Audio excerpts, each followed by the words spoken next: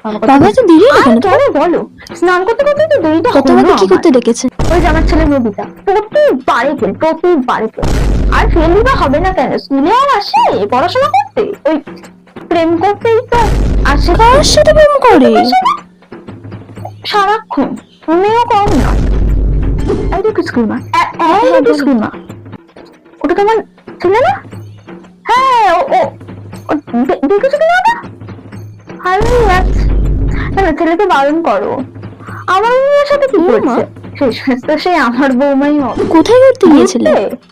এই তো এবছর সমুদ্রের নিচে জগৎটা ঘুরে এলাম। সুন্দর জায়গা। খুব সুন্দর বাবা, জায়গা, তোমাদের অনেক ভীষণ। টাকা আছে।